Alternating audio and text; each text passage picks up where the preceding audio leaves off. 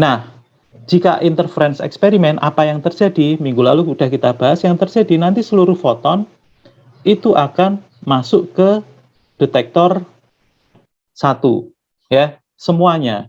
Kalau di sini kita lepaskan 10.000 foton, maka nanti 10.000 keseluruhannya dia akan terdeteksi di D1, ya. Kalau bomnya ini tanpa trigger, ya, bom yang buruk. Oke.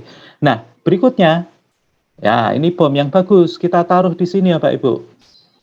Bom yang bagus kita taruh di sini, kemudian kita lepaskan lagi foton, gitu ya. Kan peluangnya dia bisa ke atas atau ke samping, gitu ya. 50%, 50%. Jika foton itu ternyata melewati path B, ya, melewati jalur B, maka bom itu akan meledak. Ya udah, korban satu bom, ya. Berikutnya kita coba lagi, kita pasang pas bomnya bagus juga, gitu ya, ada triggernya. Pas kebetulan si fotonya itu lewat jalur yang A. Wah, lewat jalur yang A ya Pak Ibu ya. Lewat jalur yang A, kemudian berarti kan bomnya tidak meledak, ya. Kemudian ternyata fotonya dia masuk ke detektor D1, ya. Nah, kalau kasusnya seperti itu, maka kita tidak bisa menyimpulkan, Bapak Ibu ya. Karena dia bakal mirip dengan eksperimen yang pertama tadi. Dia masuk ke detektor D1, itu inkonklusif, ya. Ya. Kasus lain yang terjadi adalah ternyata setelah belok ke sini, dia karena dia adalah Ridgway eksperimen, ya. Kenapa Ridgway, Bapak Ibu? Karena mengapa Ridgway, ya? Karena ini ada yang menghalangi, Bapak Ibu ya. Jadi trigger tadi menghalangi. Jadi kalau Bapak Ibu lihat di kuliah yang lalu, ada eksperimen yang kita memasang blocking di salah satu jalur gitu ya. Nah, ini mirip seperti itu. Jadi dia Ridgway eksperimen.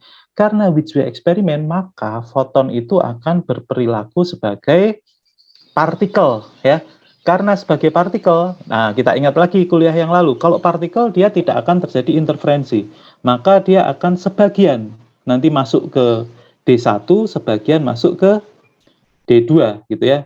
Jadi kalau dia lewat jalur A, dia nanti sebagian akan ke D1, sebagian ke D2. Beda dengan yang nomor 1 tadi. Semuanya ke D1 ya. Jadi kemungkinannya adalah dia meledak atau dia tidak meledak ya.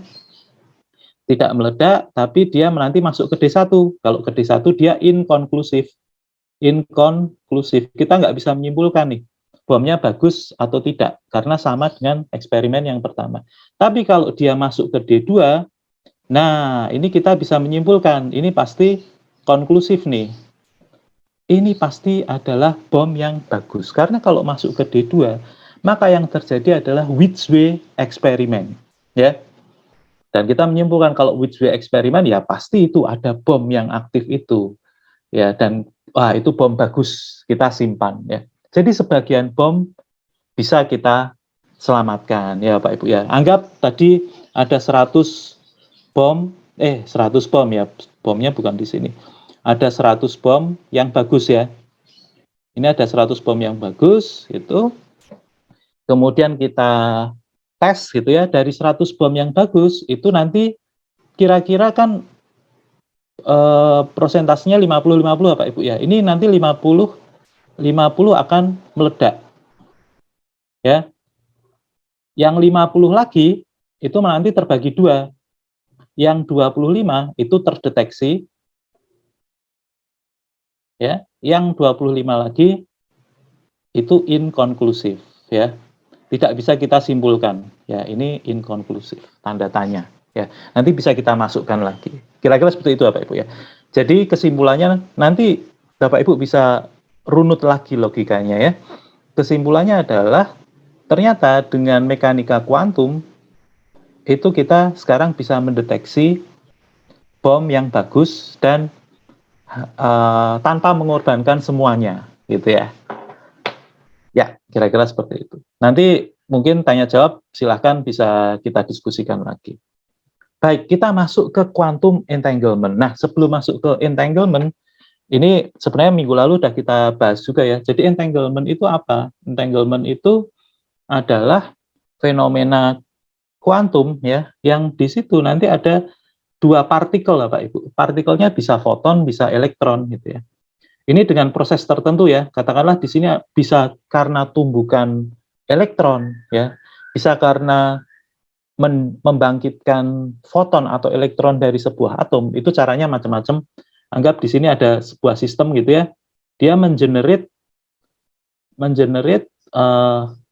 satu partikel ke kiri gitu ya, dan satu partikel ke kanan gitu ya. Nah, ini ada jaraknya ini ya Pak Ibu ya. Dia berjarak gitu ya. Satu partikel ke kiri, satu partikel ke kanan. Nah, dalam mekanika kuantum, jika partikel itu berinteraksi gitu ya. Ini kan sebelumnya dia berinteraksi nih. Pas di generate itu berinteraksi, bisa tumbukan, bisa di generate bareng, dia berinteraksi dulu. Nah, berikutnya properti atau apa ya? Perilaku dari partikel itu dia seakan-akan single entity ya, single entity. Jadi maksudnya adalah ini langsung contoh aja Pak Ibu. Jika yang di sebelah kiri ini misalnya ini A ya, kita sebut A, ini B. Jika yang di bagian A itu adalah polarisasi tegak gitu ya. Jadi polarisasi itu nanti kita punya alat ukur, kita tempatkan sudutnya tegak gitu ya. Dan ternyata foton itu bisa menembus filter polarisasi tadi. Berarti kita anggap polarisasi foton itu paralel gitu ya, atau sama-sama tegak gitu ya. Kalau yang di sini, kalau di sini itu tegak, di sini pasti tegak juga ya. Kalau di sini non paralel, kita nggak tahu tegak atau tidak, tapi pokoknya hasilnya non paralel, pasti di sini hasilnya non paralel juga ya.